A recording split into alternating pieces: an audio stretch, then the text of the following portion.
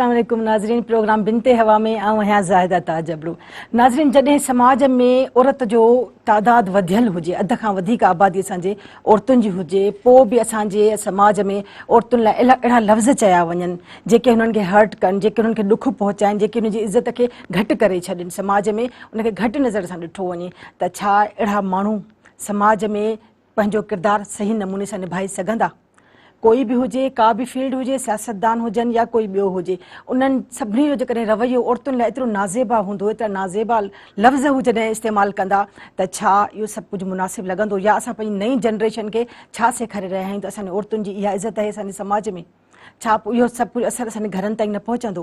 यकीनन इहे सभु ॻाल्हियूं थींदियूं असांजे प्रोग्राम में। ऐं असांजे अॼोके प्रोग्राम जो टॉपिक बि इहो ई आहे त सियासतदाननि तरफ़ां औरतुनि लाइ नाज़ेबा लफ़्ज़ जेके इस्तेमालु कया वञनि था, उनजो छा रद्द अमल थींदो असांजे समाज ते? त प्रोग्राम ॾांहुं हलूं था ऐं मुंहिंजे प्रोग्राम में जेके महिमान शरीक आहिनि तिन सां तव्हांजो तारीफ़ करायां थी। पुष्पा कुमारी समाजी अॻवान आहिनि, ऐं मुंहिंजी ॿी महिमान आहे रेहाना गुजर, वकील अॻवान आहिनि, ऐं मुंहिंजी टी महिमान आहे महानूर कुरैशी सहाफ़ी आहिनि, इस्लामाबाद मां असां सां मौजूदु आहिनि। तव्हां सभिनी खे भली कार चवंदसि प्रोग्राम में। त असांजो जेको अॼोको टॉपिक आहे, मां हलंदसि सभिनी खां पहिरें पुष्पा कुमारी ॾांहुं। ऐं पुष्पा, जीअं हाणे सियासतदाननि तरफ़ां कंहिं वॾे जुलूस में, जलसनि में, वॾे वाक़े औरतुनि ख़िलाफ़ु अहिड़ा नाज़ेबा लफ़्ज़ इस्तेमालु कया वञनि, छा चवंदो इन हवाले सां? छा असरु असां वठंदासीं? ॾिसो, पहिरीं त औरत जेका आहे उहो हिकिड़ी माउ आहे, हिकिड़ी धीउ आहे, हिकिड़ी न्याणी असां जॾहिं चऊं था। ऐं असांजे सिंधी समाज में असांजी जेका जोड़जक थी आहे, असांजी जेका तरबियत थी आहे, उन्हनि में न्याणी खे तमामु वॾी अहमियत ॾिनी वेंदी आहे, उन्हनि जे लाइ तमामु सुठा अल्फाज़ इस्तेमालु कयो। पर जॾहिं असां हीअ ॾिसूं था टीवी ते, सोशल मीडिया ते, त हिकिड़ी औरत जे लाइ हिकिड़ा अहिड़े क़िस्म जा अल्फाज़ इस्तेमालु कजनि या लफ़्ज़ ॻाल्हाया वञनि जंहिंमें औरत जी तज़ीक़ थिए, औरत जी जेका आहे इंसल्ट थिए, त उहो उन क़िस्म जा अल्फाज़ जेका आहे असां जेका ॾिसी रहिया हूंदा आहियूं सोशल मीडिया ते या पोइ टीवी ते या कंहिं बि अहिड़े जलसनि में, तॾहिं असांखे महसूसु थिए थो त औरत जेका आहे उहा हिकिड़ी जॾहिं अॻुवाण थींदी आहे या कंहिं सियासत में ईंदी आहे, त उन्हनि जी रस्तारो कीअं कजे, उन्हनि खे सियासत खां परे कीअं रखिजे। त इन क़िस्म जे अल्फाज़ खां उन्हनि औरतुनि खे इहो महसूसु करायो वेंदो आहे त तव्हां सियासत लाइ न आहियो, तव्हांखे हिते अचण जी का ज़रूरत न आहे। त इन क़िस्म जा अल्फाज़ जेका आहे उन्हनि खे हर जेका माशरो, जेका तरक़ी पसंदि या शऊरी तौर ते जेका माशरो आहे उहो सम्झे थो, त इन क़िस्म जा अल्फाज़ जेका आहे उन्हनि खे कंडेम बि करणु खपे, उन्हनि जी रस्तारोक कई वञे। ऐं इन क़िस्म जे जॾहिं जलसनि में माण्हू ॻाल्हाईंदा आहिनि या जेका सियासतदान था ॻाल्हाइनि था, उहो लीडर जेका असांजे लाइ आइडियलिस्टिक हुजनि या इन क़िस्म जा जेका लीडर हुजनि, उन्हनि जे वातां जेका आवाम छा थी सोचे, हिकिड़ी औरत छा थी सोचे, त मुंहिंजे ख़्याल में हिननि खे कंडेम बि करणु खपे, हिन जे ख़िलाफ़ु आवाज़ उतारणु खपे। ख़ासि तौर ते औरतुनि खे इन क़िस्म जी शयुनि खे रोकणु खपे। ऐं असां सम्झूं था त बल्कि जेका असांजो समाज बि इहो ई सम्झे त औरतुनि जी हिकिड़ी वॾी क़दुरु क़ीमत आहे, त उन्हनि खे रोकण जी सख़्तु ज़रूरत आहे। ऐं इहो मूंखे महसूसु थिए थो त असां हिन क़िस्म जे अल्फाज़ खां या लफ़्ज़नि खां असांखे महसूसु करायो वेंदो त तव्हां सियासत खां परे रहो, तव्हांजी सियासत में का बि जॻह न आहे। सही था चओ।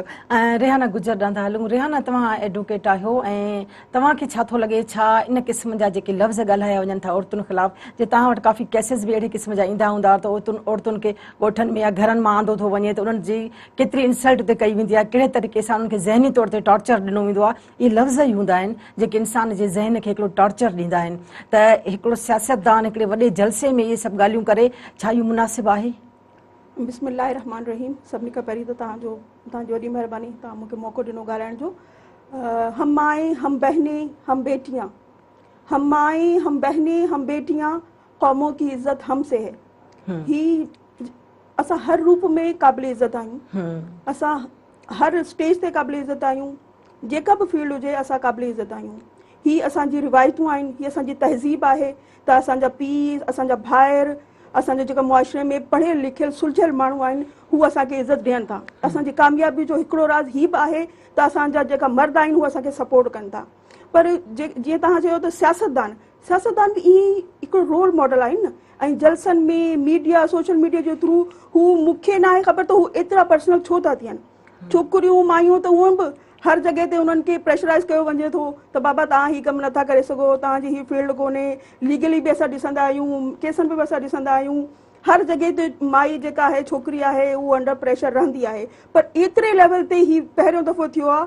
असां पाण शॉक्ड आहियूं त एतिरे लेवल जो हिकिड़ो लीडर पाण खे हू सॾराए थो, चए थो त आउं लीडर आहियां, त पर माइयुनि जे लाइ जेकॾहिं हू हिन लेवल ते सोचे थो, चए थो, ॻाल्हाए थो, त ही स्ट्रांगली असां हिनखे कंडेम कयूं था। असां हिकिड़ो रेज़ोल्यूशन बि पास कई आहे, असां वरी बि हिनखे माना स्ट्रांगली कंडेम कंदासीं ऐं हिनखे वधीक हिन शयुनि खे माना असां न चाहींदासीं त ही ॻाल्हियूं वधनि, छो त ही नेशनल लेवल कोन्हे, ही इंटरनेशनल लेवल ते ॻाल्हियूं वयूं आहिनि, त असांजे लाइ, असांजे मुआशरे जे लाइ ही का सुठी ॻाल्हि कोन्हे। हिनखे आऊं ऐं मुंहिंजी जेका असांजी पार्टी आहे हू बिल्कुलु कंडेम कंदी ऐं हिन जे ख़िलाफ़ असीं सख़्तु लफ़्ज़नि में मुज़म्मत कयूं था। सही। मानूर कुरैशी, मैं आपसे अब मुखातिब हूँ कि जो अब अल्फाज कहे गए इस तरह से जलसे जुलूसों में औरतों के खिलाफ नाजेबा अल्फाज का इस्तेमाल और उनको हर्ट करना उनकी इज्जत को पामाल करने के बराबर हुआ, तो क्या ये सब कुछ मुनासिब है? क्या हमारे समाज को ऐसे सियासतदानों की ज़रूरत है जो ऐसे अल्फाज इस्तेमाल करें? बहुत शुक्रिया। सबसे पहले तो आपने इतने सेंसिटिव इशू पे बात की, जब आजकल हर बंदा जो है, हर टीवी चैनल पॉलिटिकल पार्टीज की सपोर्ट में या सिर्फ जो है किसी ना किसी एक पार्टी को सपोर्ट कर रहे हैं, इस टाइम पे इतनी सेंसिटिव इशू को उठाना, क्योंकि ये एक आम चीज नहीं है, ये जो हो रहा है ये होता आया है। आप देखिए कि बेनजीर भुट्टो के बारे में क्या अलकाबात जो है इस्तेमाल किए जाते थे, उसके बाद खवातीन, चाहे वो मरियम नवाज हो, चाहे अभी आप देखिए कि शीरी मजारी हो, या कोई भी खातून हो, वो चाहे सियासत में हो, कहीं भी हो, उसकी करेक्टर असैसिनेशन, उसकी किरदार कुशी करना बहुत आसान हो गया है। और ये ना सिर्फ घरेलू लेवल पे, ऑफिशियल लेवल पे, बल्कि अब सियासत में भी हो रहा है। पहले से भी हो रहा था, लेकिन अब जब हम ये देखते हैं कि हम सब पढ़े लिखे हैं, यूथ जो है अब अपने राइट्स को जान रही है, तो उस टाइम पे ये बात होना तो बहुत बुरी बात है। लेकिन इससे ज्यादा, बहुत ज्यादा खतरे की बात यह है कि इस चीज पे लोगों ने आवाज नहीं उठाई। आप टीवी चैनल्स पे देखें कि लोगों ने इस बारे में प्रोग्राम्स नहीं किए, टॉक शोज नहीं किए, क्योंकि वो अपने लीडर के प्यार में इस कदर अंधे हो गए हैं कि चाहे वो लीडर एक खातून के बारे में बात करे, वो कहा जाता है कि जो बेटियां होती हैं वो सांझी होती हैं। एक औरत को अगर आप गाली दे रहे हैं तो आप तमाम औरतों को गाली दे रहे हैं, और आप किस हक से दे रहे हैं? आपका काम, अगर आप पॉलिटिशियन है तो आप उनके काम पे एतराज करें, आप उनके किरदार पे कभी भी उंगली नहीं उठा सकते। तो बेसिकली ये तो बहुत बड़ा अलमिया है कि ये बातें हो रही हैं, बिल्कुल भी सही नहीं है, इनको स्ट्रांगली कंडेम करना चाहिए, यूथ को करना चाहिए। लेकिन सबसे ज्यादा खतरे की बात यह है कि उन्हीं पार्टीज की जो खवातीन है, they are okay with that, वो खामोश है इन सब चीजों से। उन्हीं पार्टीज की जो खवातीन सपोर्टर्स हैं वो खुश है। और मसला ये है कि अगर एक खातून के बारे में गलत बात की जाती है, सबसे बड़ा अलमिया ये है कि अगर एक खातून के बारे में बात की जाती है तो जवाब में जो आप मुकाबले पे आ जाते हैं, तो उस पे भी जो दूसरी गाली है वो भी एक खातून को ही पड़ रही है, वो भी किसी की माँ को, किसी की बहन को पड़ेगी।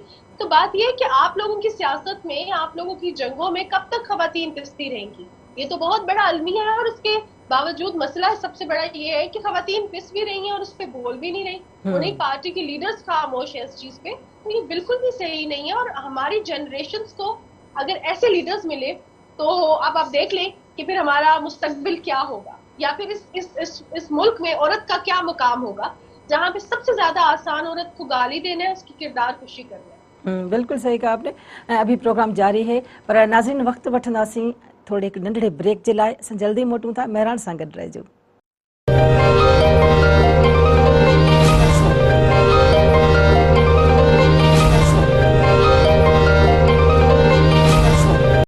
वेलकम बैक नाज़रीन, ॿीहर हाज़िर आहियूं बिनते हवा में।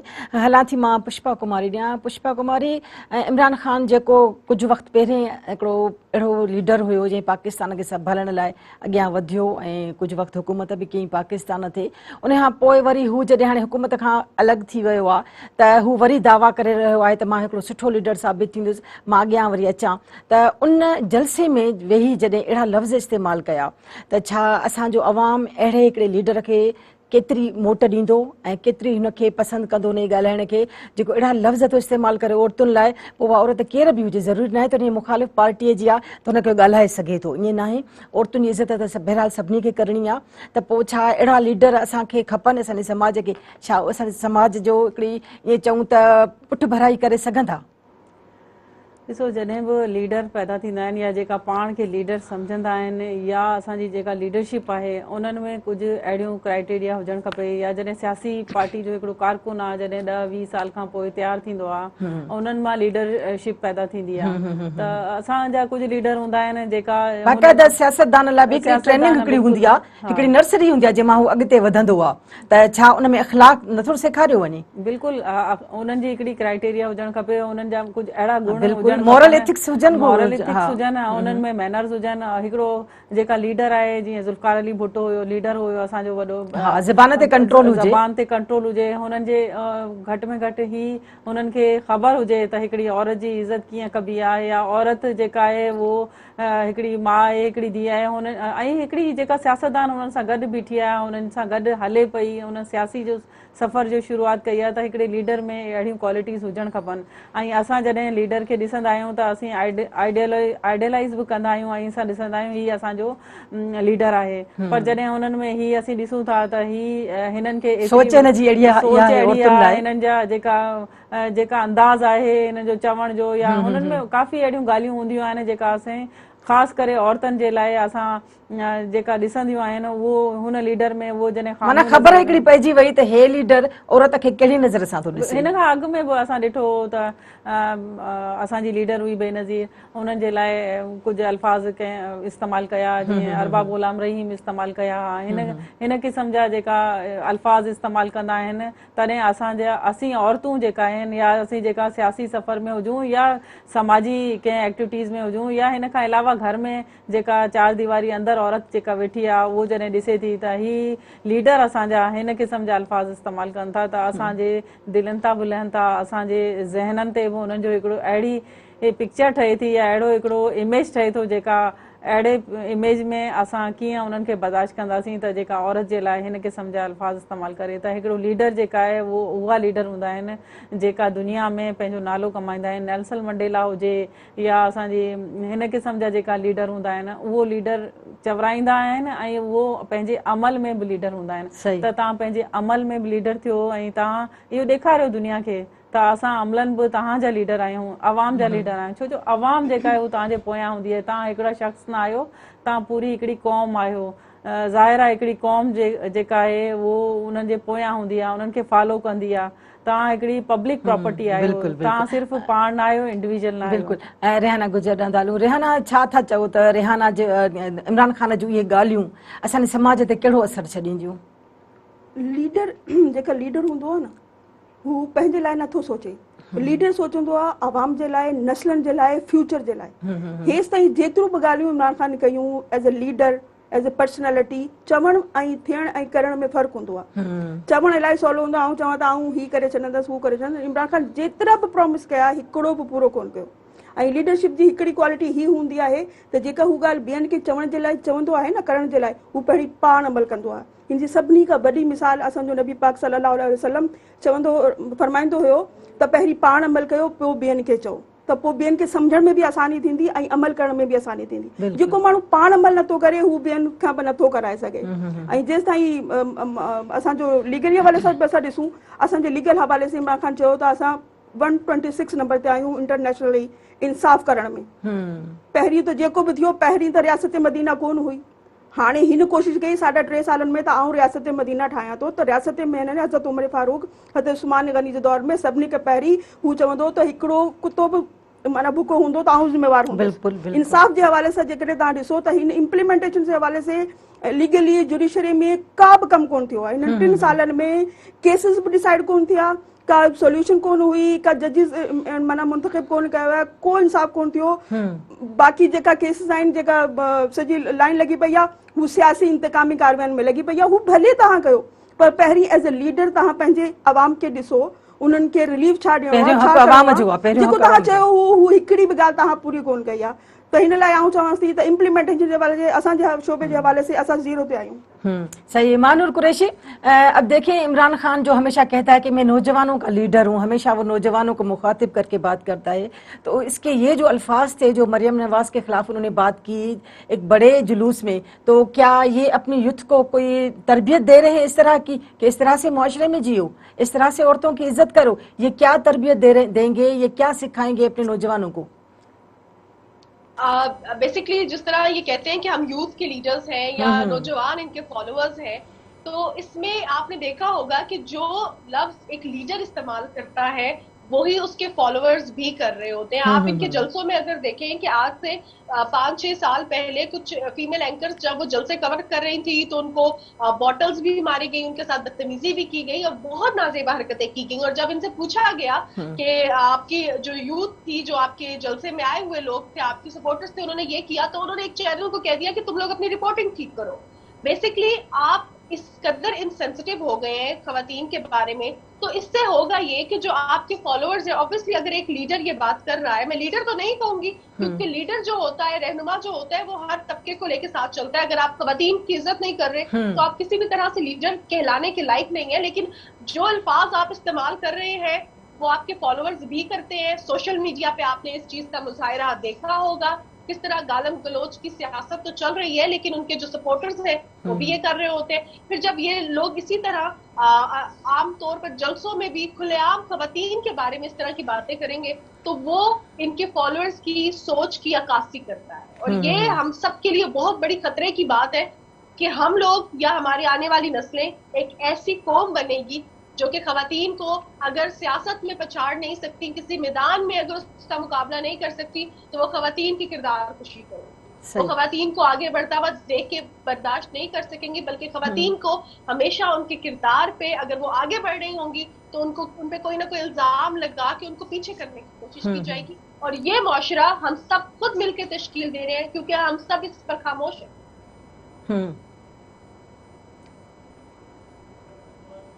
अच्छा मानूर, अब देखें जैसे मैं कह रही हूँ कि औरतों के खिलाफ ऐसे अल्फाज इस्तेमाल किए गए, तो क्या औरत मुखालिफ जो एक माइंड सेट है ये हमारे समाज का एक हिस्सा बन जाएगा, या इस किस्म के जो माइंड सेट है उसको किस तरह से हम चेंज कर सकते हैं? बेसिकली औरत मुखालिफ माइंड सेट तो ऑलरेडी हमारे समाज का हिस्सा है और जिन लोगों ने औरतों के हकूक के लिए बात करनी थी वो भी अनफॉर्चुनेटली देखा जाए तो वो भी पार्टीज में तकसीम हुए में। अगर उनका लीडर किसी औरत के बारे में बात करते तो उस पार्टी की खवातीन नहीं बोलती। हाँ, अगर दूसरी पार्टी की खवातीन बात करेंगी खवातीन के बारे में या कोई मर्द बात करेगा तो तब बोला जाएगा। तो औरत दुश्मन माइंडसेट जो है, जो औरत दुश्मन समाज है, ये तो ऑलरेडी बन चुका है। अब इसमें सबसे ज्यादा जो जिस तरह आपने कहा माइंड चेंज करना है, तो अगर औरत ही खामोश रहेगी तो माइंड चेंज कभी नहीं होगा। हमारी खामोशी इस बात का सबूत है कि अगर आप हमारे बारे में गलत अल्फाज का इस्तेमाल करें, हमारी किरदार खुशी करें, हम चुप है, तो इसका मतलब है कि हम इस सब से खुश हैं। जब तक खवातीन अपने हकूक के लिए नहीं बोलेंगी, ये छोड़ के कि उनका फायदा किस चीज में है, उनकी पार्टी की कौन सी है, उनका ऑफिस कौन सा है, उन्होंने बस अपने हकूक के लिए, अपनी इज्जत के लिए जब तक आवाज नहीं उठाएंगी तब तक उनके बारे में इसी तरह के अल्फाज का इस्तेमाल होगा। और कभी भी ये मत सोचे कि आज किसी और औरत के बारे में हो रहा है तो मैं तो एक स्ट्रांग पार्टी के साथ एफिलिएटेड हूँ, मेरा ताल्लुक एक स्ट्रांग सियासी जमात के साथ है तो मेरे साथ ऐसा नहीं होगा। आपने देखा है कि किस तरह ये आगे पीछे सारी पावर गेम चल रही होती है। आज अगर आप किसी की खवातीन के बारे में बात करेंगे तो कल आपकी खवातीन के बारे में भी बात की जाएगी। लेकिन मसला ये है कि सिर्फ खवातीन ही क्यों, मर्दों के बारे में क्यों नहीं, सियासत के बारे में क्यों नहीं, काम के बारे में क्यों नहीं, तरक्याती मंसूबों के बारे में क्यों नहीं, सिर्फ औरतों के बारे में कब तक आप बात करते रहेंगे, कब तक आप औरतों को निशाना बनाते रहेंगे? ये बहुत जरूरी है कि आज ना सिर्फ मीडिया पे बैठ के टॉक शोज में, बल्कि बहुत जरूरी है कि स्कूलों में, कॉलेजों में टीचर्स भी इस बात पे आवाज उठाएं कि औरत इज्जत है। जिस तरह प्रोग्राम के स्टार्ट पे रेहाना गुजर साहिबा ने कहा कि कौमों की इज्जत हमसे है, तो खवातीन से कौमों की इज्जत होती है। कौमें मिल के खवातीन की जो है बेहुरमती नहीं करती, और जो कौमें ऐसा करती हैं वो कौमें चाहे उसमें मर्द ज्यादा हो या बेशक ताकतवर हो, वो कौमें जो है वो जवाल पजीर हो जाती है। तो ये काम अब हम सबका है कि हम स्कूलों में बैठ के, हम कॉलेजेस में बैठ के अपने जो लोग लिख रहे हैं, लिटरेचर के जो लोग हैं, जो एकेडेमिया के लोग हैं, वो सब आगे बढ़े, सिविल सोसाइटी की खवातीन आगे बढ़े और आवाज उठाएं। बिल्कुल बिल्कुल सही कह रही हैं आप। नाज़रीन, वक्त थियो आहे हिकिड़े नंढड़ी साईअ जो, असां जल्दी मोटूं था, असां सां गॾु रहिजो।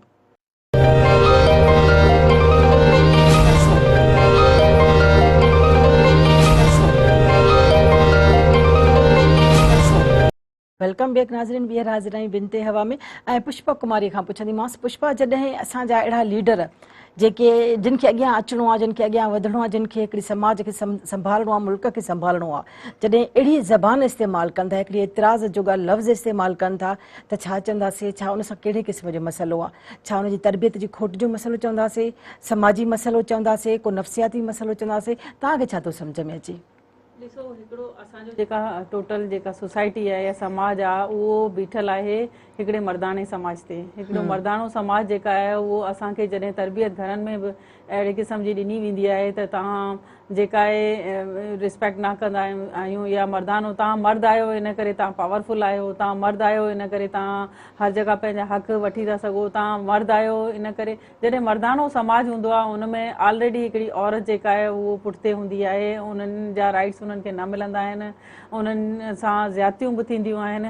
तॾहिं जॾहिं मर्दाने समाज में हिन क़िस्म जा लीडर जॾहिं अची वेंदा आहिनि त हू इहे ई सोचींदा आहिनि त छा उन्हनि खे हिकिड़ो कॉम्प्लेक्स हूंदो आहे, हिकिड़ो नफ़्सियाती बि मसइला हूंदा आहिनि जंहिंमें उहो महसूसु कंदा आहिनि हिकिड़ो मर्द त मां जेका आहे सुपीरियर आहियां, या मां हिकिड़े कमज़ोर ते पंहिंजो हक़ जमाए सघां थो, या मां अहिड़े मर्दाने समाज में मूंखे इहो ई तरबियत ॾिनी वई आहे त औरत जेका आहे उहो हिकिड़ी weaker section of the society आहे। जॾहिं उहो कमज़ोर आहे औरत फिज़िकली तव्हां खां, ऐं उहो घरनि में बि घणो करे चार दीवारी जे अंदरि हूंदी आहे, त मर्द इहो सम्झंदो आहे त जॾहिं ही पावर में आई, जॾहिं ही हिकिड़ी बॉस थी, जॾहिं ही सियासत में ईंदी त असां जेका आहे उन्हनि खे इंफीरियरिटी कॉम्प्लेक्स थींदो आहे त असां उन्हनि सां हेठि कीअं कमु कंदासीं।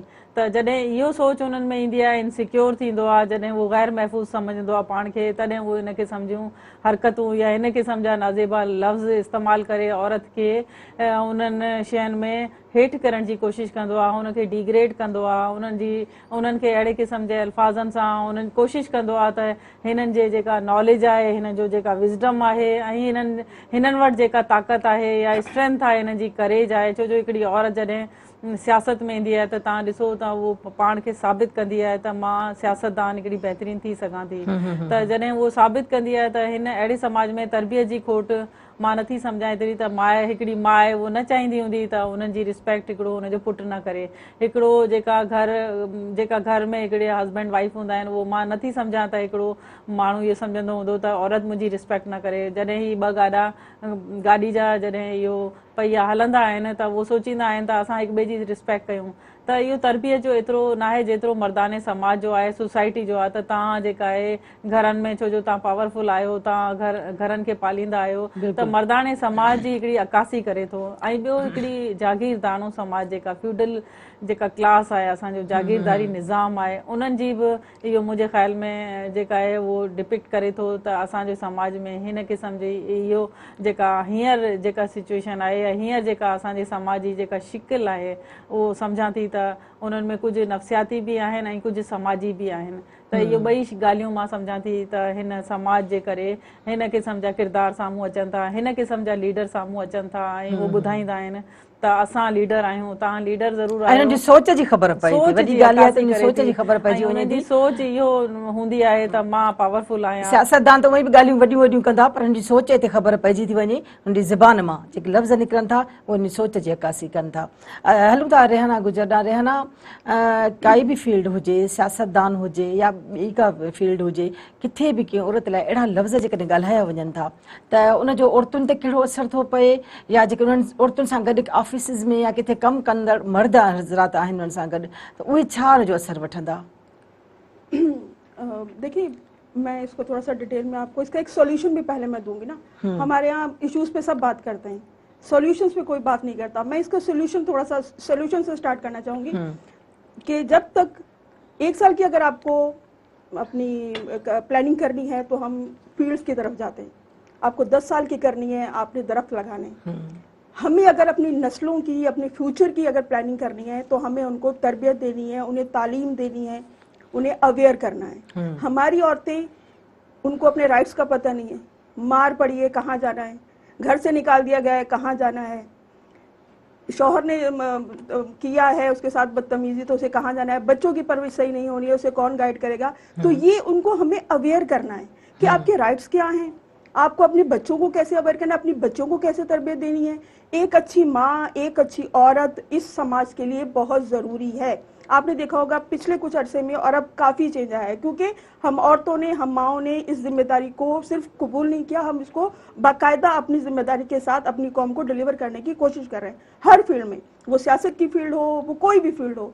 तो इसी तरह जब मैं अपनी फील्ड के हवाले से अगर मैं एक एग्जांपल देना चाहूँ, तो हमारी फील्ड में भी हमारी बच्चियाँ, हमारी बहनें, हमारी दोस्तें इन तशद्दुद का, इन मेंटल टॉर्चर्स का अभी भी निशाना बन रही बदकिस्मती से। तो क्यों? वही वाली बात कि जब तक हमारे मर्द या हमारी माएँ अच्छे बेटों की तरबियत नहीं होगी, अच्छी तालीम नहीं होगी, अच्छे बेटे अच्छी माओं को पैदा करने, उनकी तरबियत उनकी माओं नहीं करनी है। हमारे पैगंबर, मैं ये कहना चाहूँगी, नबियों के पास तो कोई डिग्री नहीं थी, पैगंबरों के पास तो कोई डिग्री नहीं थी। क्यों? वो तरबियत थी, वो एक माँ का किरदार था।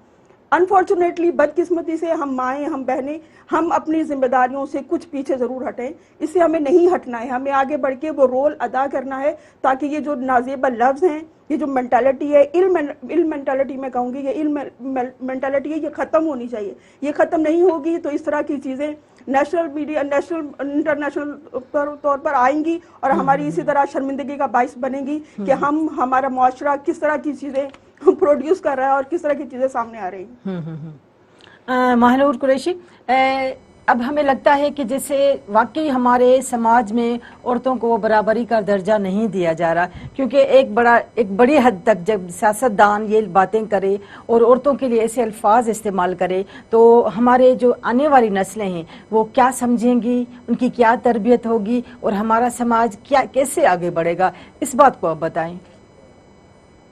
बेसिकली अब अगर तरबियत की बात की जाए तो तरबियत जो हो रही है वो बहुत बुरी हो रही है। जो बच्चे आजकल सोशल मीडिया देख रहे हैं या हम बैठ के जो टेलीविजन, वो वैसे ही उनकी तो बिल्कुल हो रही है, बिल्कुल। और हमें जो है वो शर्मिंदगी होती है किसी के सामने बैठ के अब टीवी देखने पे भी। ये फिल्मों की वजह से नहीं, ये किसी बेहयाई की वजह से नहीं, ये हमारे लीडरों की जुबान की वजह से कि हम वो चीजें अब किसी के साथ बैठ के नहीं देख सकते कि हम औरतें हैं, हम मेहनत कर रही हैं, हम बाकिरदार मेहनती औरतें हैं जिससे मुल्क तरक्की कर रहा है, लेकिन फिर भी जो है इस तरह के अल्फाज से हमें नवाजा जाता है। तो बेसिकली तरबियत तो बहुत बुरी हो रही है। अब ये ऐसी चीजें हैं जिनसे हम लोगों को दूर रख भी नहीं सकते, अपनी यूथ को दूर नहीं रख सकते। उनको पता होना चाहिए सोसाइटी में क्या हो रहा है, लेकिन इस सोसाइटी में जो अच्छा हो रहा है और जो बुरा हो रहा है उसमें से हमने चीजें पिक करनी है। एक सियासतदान से मैं उनका नाम ले लेती हूँ, आसिफ अली जरदारी साहब से पूछा गया कि आप मरियम नवाज के बारे में क्या कहेंगे, तो उन्होंने कहा कि मरियम मेरी बेटियों की तरह है, बेटियों के बारे में क्या कहा चाहते हैं। ये कुछ ऐसे अलकाबात होते हैं जो पता लगता है कि आपका ब्रॉटअप क्या हुआ है, आपका खानदान कौन सा है, आप कहाँ से उठ के आए हैं, आप कौन से लोगों को रिप्रेजेंट कर रहे हैं। और इसी एक खातून के बारे में जो कि एक सियासतदान है, किसी और से जब पूछा गया तो आपने देखा कि क्या जलसों में जुबान इस्तेमाल हुई, और ये इतनी नाजेबा चीज है और इतनी नाजेबा अलकाबात है। ये बेसिकली आप अक्कासी कर रहे हैं कि हमारी सोच कैसी है, या अक्कासी कर रहे हैं कि हम कौन से लोगों को तैयार कर रहे हैं, कौन से लोग हैं जो हमारे फॉलोअर्स हैं, जो कि हमारे सपोर्टर्स हैं और वो हमारे साथ हैं। और अनफॉर्चुनेटली अभी आप देखें कि अब लॉन्ग मार्च की कॉल भी हो गई है 25 मई को, तो आप देखिएगा कि वो लोग कम नहीं है, बहुत लोग हैं, सपोर्टर्स बहुत है। और इस चीज से अंदाजा होगा आपको कि हमारी सोसाइटी में बहुत ज्यादा बड़ा सेगमेंट वो है जिसको बदलने की जरूरत है, जिसके माइंडसेट को बदलने की जरूरत है। जो लोग बाहर निकल रहे हैं, जो लोग सपोर्ट कर रहे हैं, उसका मतलब है कि वो तमाम लोग इस चीज को सपोर्ट कर रहे हैं कि आप औरतों को जो मर्जी कहें, हम आपके साथ हैं। तो सोच लें कि इस मुआशरे में जहालत किस कदर फैल चुकी है और उसको हम सब ने ठीक करना है। बहैसियत माँ, बहैसियत बेटी, बहैसियत एक औरत, हमने अपने इर्द गिर्द जब भी जुल्म हो, जब भी कोई ऐसी बात हो जो कि हमारे इज्जत को, जो कि हमारे मेंटल पीस को, हमें साइकोलॉजिकली या फिजिकली किसी भी तरह से नुकसान पहुंचाए, हमने आवाज भी उठानी है और हमने उसकी शटअप कॉल भी देनी है। जिस तरह हमें ये पता होना चाहिए कि हमने कहाँ पे जाना है, किस रिहैबिलिटेशन सेंटर पे जाना है, किससे रुजू करना है, तो हमें पता होना चाहिए कि हमने उस केस को आगे किस तरह लेके जाना है। हम जब तक उसका जवाब नहीं देंगे, जब तक हम खामोश रहेंगे, तब तक हम किसी न किसी तरह से उस चीज को सपोर्ट कर रहे हैं। और हमारी खामोशी हमारी नस्लों की तबाही का बायस है। अगर आज आप खामोश हो जाएंगी तो समझ लें कि आज से आप अपनी नस्ल की बर्बादी में बहुत अहम रोल प्ले कर रही हैं। तो आज से आवाज उठाएं। आप अगर ये समझ रही हैं कि आपके बारे में नहीं हो रहा, किसी और औरत के बारे में हो रहा, तब भी आवाज उठाएं, क्योंकि आपके बच्चे वही देख रहे हैं, आपकी बेटियां वही देख रही हैं। अगर उनको ये लगेगा कि ये नॉर्मल है और उसको नॉर्मलाइज कर देंगे, तो ये हमारी कौम की, हमारे पाकिस्तान की, हमारे मुआशरे की तबाही है और कुछ भी नहीं। बिल्कुल। पुष्पा कुमारी, असां वञूं था पंहिंजी वाइंड अप ॾांहुं।